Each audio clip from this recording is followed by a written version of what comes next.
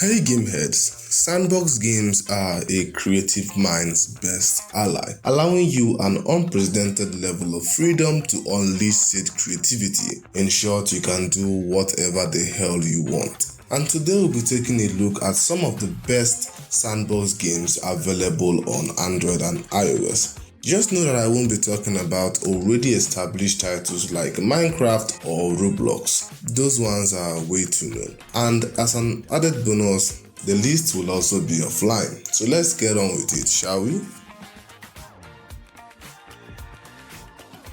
Starting off strongly with Sands of Saalzar, published by XD Network, an open-world real-time strategy RPG set in a sprawling desert where you take on the role of one of several characters, each with their own unique storyline, fashion, and passive abilities, and you can venture into this collapsed empire where rival factions fight for control. It boasts of a very big open world that can be downright intimidating, with a lot of choices, pop-up events, and quest lines. There is a lot of things going on. You have to manage your army, which includes managing their size, diversity, health level, food, and even roles. The game is one of those very intense titles that can be a little bit overwhelming, especially for beginners. I had a great time playing it though, and it is available on all app stores.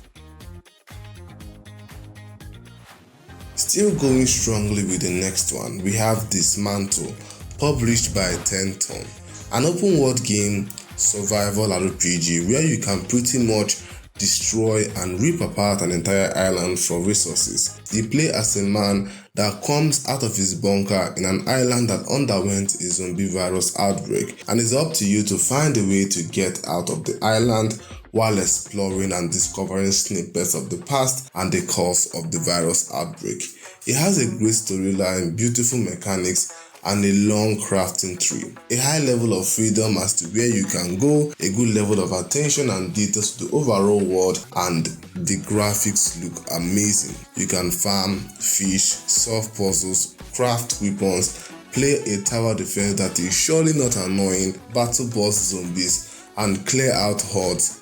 I had a great time playing this game, and it's available on Android and iOS, and it is paid.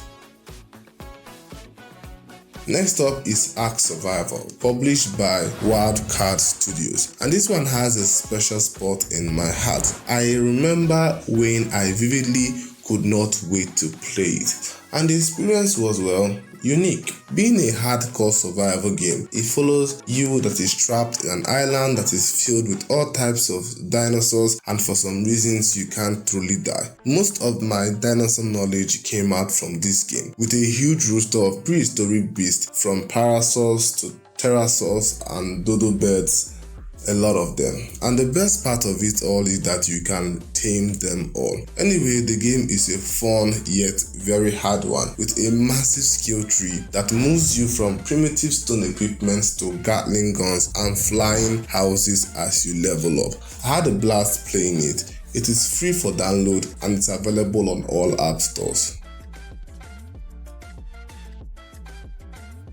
Next up is Little Big Workshop, a factory tycoon simulator by Handy Games. Your job is to grow and manage an ever-growing factory, producing a line of goods and services for your also important clients. From rubber ducks to dressers to drones to electric guitars and scooters, etc. It is essentially a very fun-looking business manager with the occasional fun events that pop up to make things interesting. It also has beautiful graphics, a plethora of things to do, and lots more. I haven't really tried it out yet, but it does look pretty interesting. The game is paid and available on all app stores.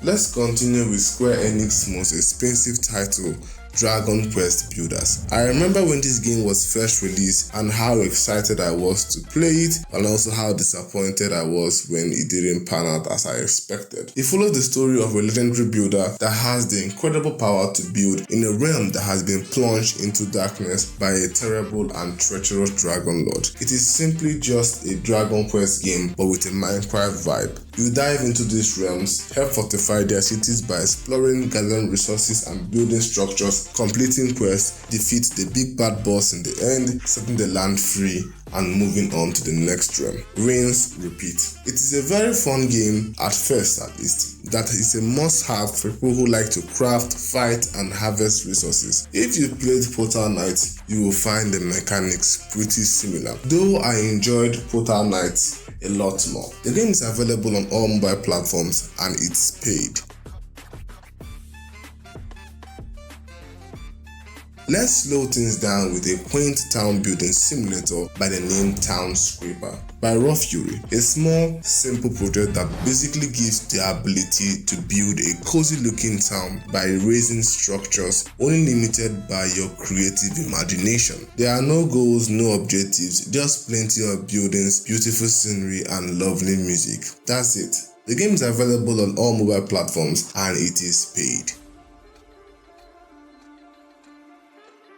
Okay, next up is a pretty unique one. A game that gives you the literal abilities of a god, and the name is Super World Box. Made by Maxim Karpenko, you can create worlds and have full unlimited control over them. Manipulate the terrains and environments to your liking, from icy to volcanic mountains down to large vegetative forests and cool beaches. Or control the weather. You can make it drizzle or cast down hail or fire and snow if you want to. Create animals and people, give them rules, watch them make villages, place obstacles and events for them, and just sit down and observe how it all pans out. Super World Box has no goals, no literal objectives, but gives you total control, just a game to fulfill that god complex. The game is an absolute must play. It's free and is available on both app stores. When it comes to real-life simulators on the App Store, there is a king that has been there since 2019, and that is Stardew Valley. This farming simulator gives you one of the most unique experiences on mobile platform. You play as one who has inherited his or her grandfather's farmland, and that's where the game kicks off. You can choose to farm, you can choose to rear animals, you can choose to mine ores, you can choose to date almost all available NPCs on the map, you can choose to fish, you can choose to do about anything in the cozy little town of Stardew Valley. I enjoyed playing this one, so much so that I'm thinking of playing it for a third time. It's available on all mobile platforms and it is paid.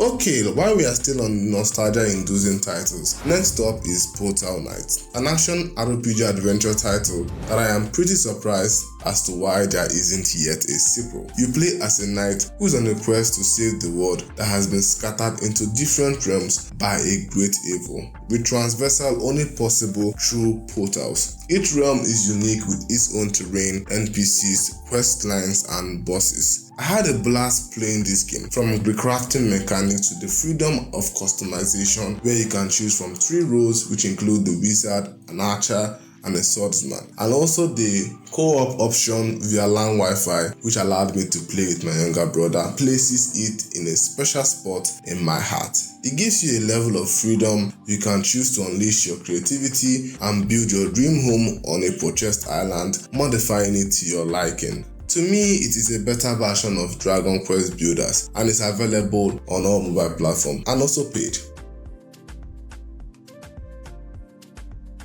Crashland is next, a true eye-opener that taught me the true quality of indie games. Developed by Butterscotch Shenanigans, you take the role of a delivery space agent that crash lands on a weird planet after a wizard steals her packages and destroys her ship. It's up to her to retrieve said packages and defeat the wizard in the process. The game has a very comedic vibe to it. You can traverse this huge open world divided into several biomes, completing quests, battling the very hostile wildlife, harvesting resources, crafting survival gear, and taming the wildlife to make very useful cute pets. I can't tell you how much I enjoyed this game, and I believe it is a must play for any type of gamer. Crashland is paid and available on all mobile platforms.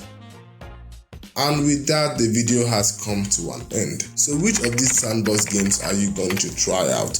Just let me know in the comment section as usual, and check out other video titles if Sandbox Games aren't your cup of tea. You can go ahead now and subscribe and like the video. Thanks for watching. It's your host P-Dog, and I will see you in the next one. I'm out though.